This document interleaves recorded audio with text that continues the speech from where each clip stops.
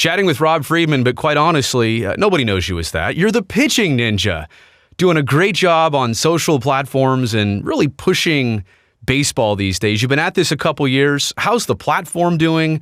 How's the brand going? I never planned on being a big pitching guy. It's just one of those things that developed organically. It's going amazing, better than, Lord knows I didn't plan it. So it's going better than I ever thought it would be. And it seems like I'm everywhere now, and it's totally not intentional. I have no marketing team, no anything, which is good. I guess it's better, right? It means either people are bored and need somebody, or they like what I do. So that's one of the two is good. Well, I think the validation is huge. I mean, I see pitchers around the league wearing your merch, your shirts with that logo that's on your hat right now. That's got to be the ultimate, like I said, validation for you to know that you're onto something, and not only are fans enjoying it, but the actual pitchers and players are enjoying what you do. You have no idea how much I get out of anything like that. That never gets old. And if it got old, I'd stop doing what I do. Seeing a pitcher wearing my stuff, going out to the, on the field, right. Or what I mean, it's always cool. And also on Twitter or X or whatever we're calling it, everybody's always contacting me every time that happens. Oh, George Kirby was wearing your shirt now. I'm like, this is so cool. Again, never intended any of it to happen. That's ridiculous. I interviewed Greg Maddux the other day. I saw that. What? How cool is that? I saw Chris Bassett wearing that shirt a couple years ago, and I was like, and it was early on. I'm like, wait, that's the Pitching Ninjas logo. I mean, it was kind of caught me off guard a little bit. I love Bassett, by the way. He's a great dude. One of the best. I thought people loved offense about baseball. I thought they loved home runs about baseball. You're here literally promoting the opposite. I am. And it's one of those things I guess early on, I didn't even realize it. See, I always liked pitching. My son was a pitcher, and that's probably how I started, was I was coaching everybody. And then I was like, I'm not going to coach forever, so I might as well share it on social media, all the stuff I've learned. And I think it was Colin McHugh who told me, you know what? The only time we ever show up on TV or on ESPN are us giving up bombs. You guys, you make it cool to be a pitcher. And I was like, I never thought about it, but I guess that's the way it went. And then with pitchers being able to spin the ball amazingly, and just the advent of just the filthy pitcher, I was in the right place at the right time, I guess. And hopefully, fans enjoy it. You cover all teams, all pitchers, not based in the Bay Area at all, so to speak, but clearly you must be aware of the A's situation. I'm not talking about their win-loss record this season. I mean the future of the franchise, staying in Oakland or not. Does even somebody like yourself who's not necessarily connected to that team, do you have a position on where they stay or your preference for the future? I mean, my preference is I really respect Oakland fans. To me, watching a game, you always hear that steady drum beat, and the fans just look like they're having a blast. And to take that away from a city, it's an identity. And I hate it for the fans of Oakland. That's the thing that bothers me the most, is there's a loyal bunch of fans. And to just pull that from them, one of the unique franchises, and a historical franchise too. I mean, I remember, back when they were the most dominant franchise on earth. So to take that away kind of sucks. I agree. I want to talk about one member of the bullpen before we really dive into the A's rotation, I guess this year, but maybe even projecting towards what it could be next season. Trevor May has been quite the story of this season. I mentioned the record, frustrating, and you don't really want to pay attention to that. But for Trevor May to start off this season, go on the IL with anxiety issues, to overcome those, and to return as the team's closer, he's notched 20 saves. This team doesn't even have 50 total wins, and he hasn't even been the closer all year. I just think that's been the best story of the season for a veteran to come in, not really knowing a role, find it, and thrive in it. I'm a huge Trevor May fan. He number one, being so honest with anxiety issues. This is one of those things that I don't think everybody understands, is that, we play fantasy baseball and all that, but these guys are people. You're going out there in front of people, and there are highs and lows and stress that comes with the job and anxiety. You see players with yips and stuff, and fans love to make fun of that, which actually makes it worse, because a pitcher knows when he's not throwing the ball over a plate, and then they're hard on themselves. They try harder, which makes the thing worse. So for him to be so public with it and just be a good dude, he is overall a good dude, a great ambassador for the game, and a great pitcher. Yep. So all that combined, the A's fans are lucky to have him, and he's had a really good year, and he's just that guy. Like you're 100% right.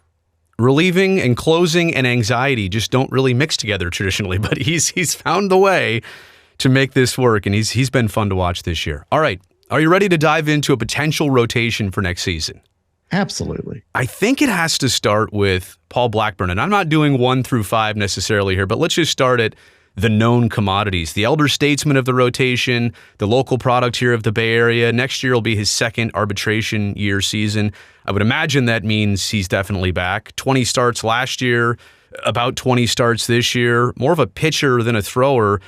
My question to you is, has he matured into the pitcher that he is going to be, or is this him right now, or is there maybe even something more to Paul Blackburn?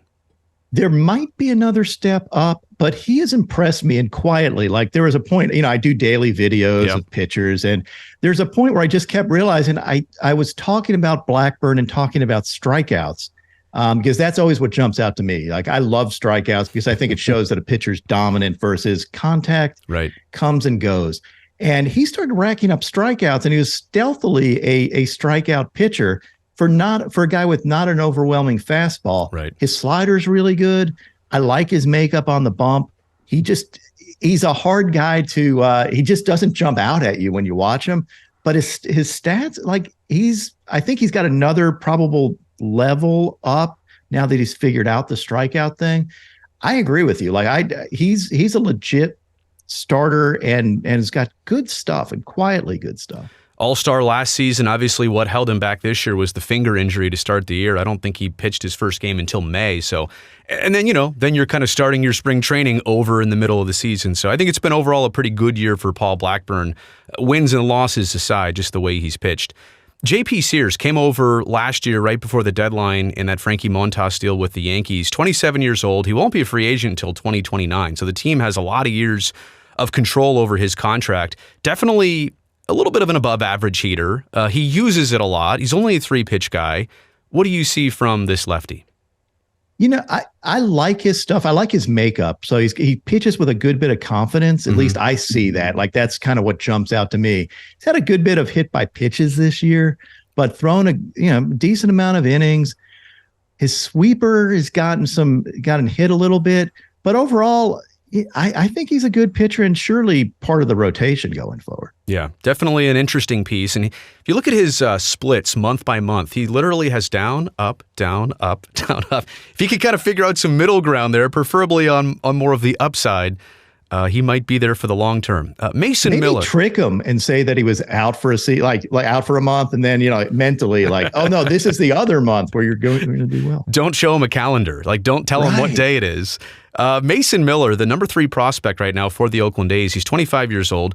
Only 6 big league starts under his belt. He debuted at the beginning of this season, then got hurt. We'll talk about that in a second.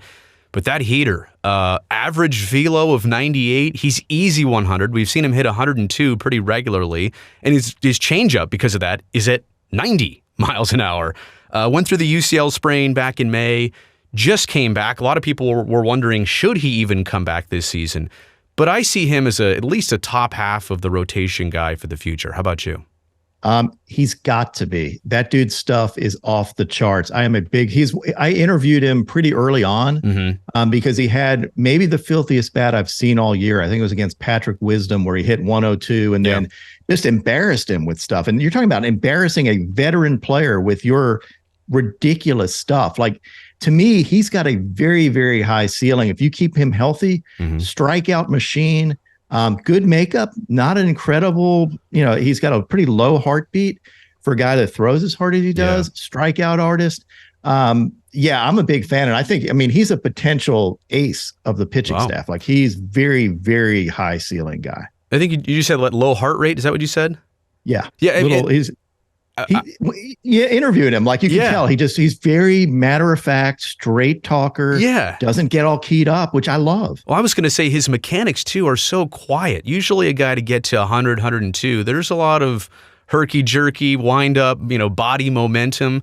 gosh, he's just so quiet with his mechanics, almost a minimalist with his mechanics. I agree. And that's one of the things that jumps out at me. Like, it's not a really high stress mechanical guy. Like and the stuff is disgusting. Like again, everybody should be a Mason Miller.